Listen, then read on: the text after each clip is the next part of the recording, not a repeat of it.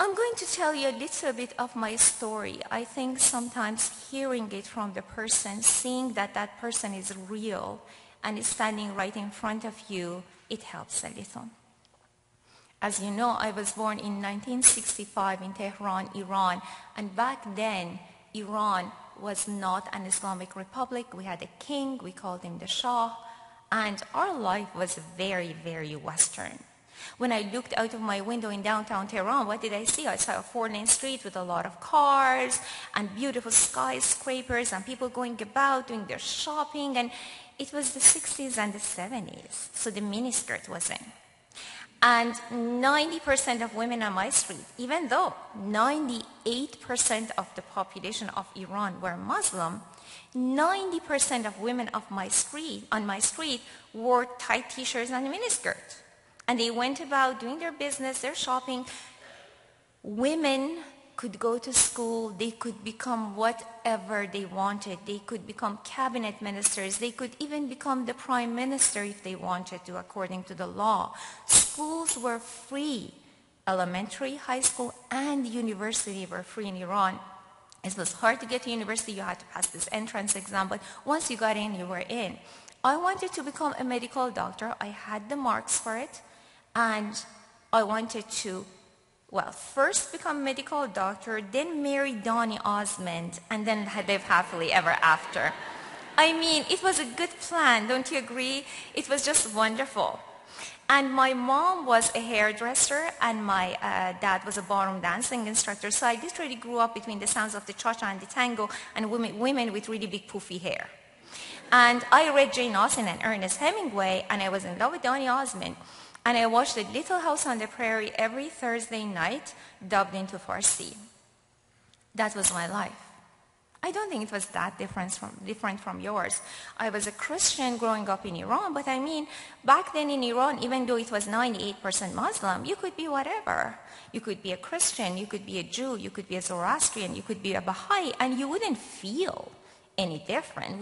No one would look at you differently. Nobody would treat you differently. You had the same opportunities as everybody else, and you looked more or less the same as everybody else, no matter what your religion was.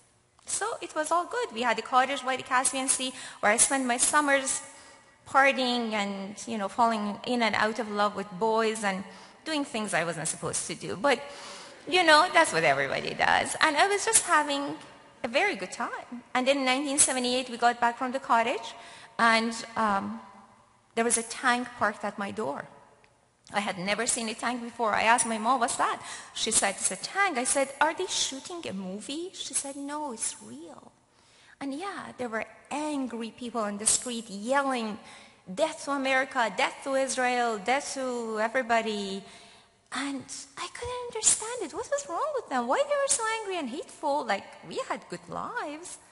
And then I went to my 18-year-old friend, and I asked him, what's going on? And he said, well, there's a revolution. I asked, what for? He said, well, the Shah is a dictator. And I said, what's a dictator? And he said, well, if you speak against the government, you're going to go to prison and be tortured, maybe even executed. It was news to me. I was 13 years old. I didn't know this stuff. I had my head in books and in Donny Osmond. I didn't know. So it was a discovery. I literally watched the Iranian Revolution unfold from my window. And it succeeded, as you know. In 1979, Ayatollah Khomeini, a religious leader who had become a political leader and had been in exile for a long time, returned to Iran. The Shah was exiled, and an Islamic republic was announced in Iran through a free referendum. 98% of the people of Iran said yes to an Islamic republic, but I went to the people who had voted yes. So I was too young to vote, but I went to the people who had voted yes, and I asked them, I'm very curious, I asked them, what is an Islamic republic? And they said, oh, you ask them any questions, it's going to be great.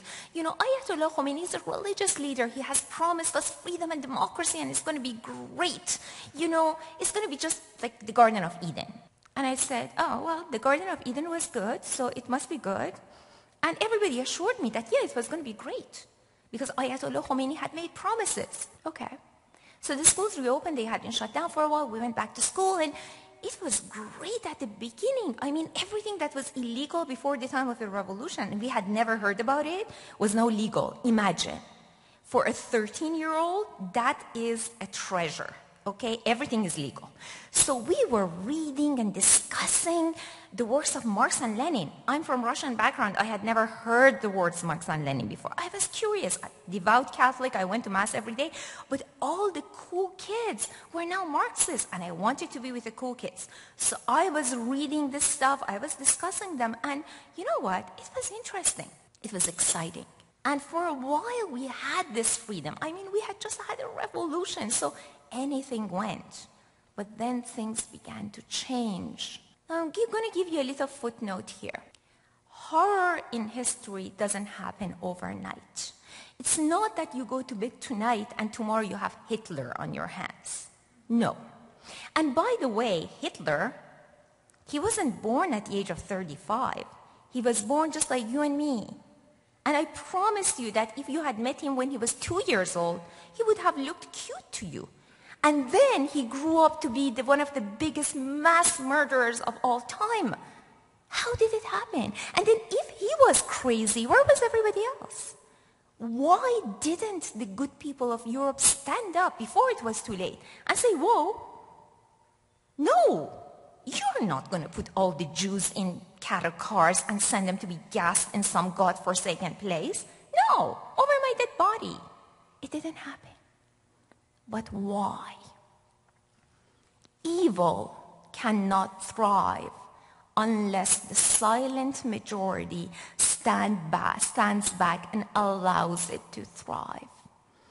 If there is evil in this world at any moment right now, it is our fault as a collective. What have we done to confront evil? And by the way, you cannot fight evil with evil. To fight evil, you need to do it with good. We are going to get into that. So the danger signs of horror began to appear. What are they? Things that were legal till yesterday become illegal. A lot of times, writers and journalists and professors that are outspoken, they are put behind bars or they are forced into retirement. In Iran, we began having the same problem, but there was more. Dancing and singing became illegal, wearing makeup became illegal, holding your boyfriend's hand in public became illegal. Basically, having fun became illegal. That's terrible. How can a government in a country make fun illegal and get away with it? Guess what? They didn't. My generation was on the streets of Tehran protesting.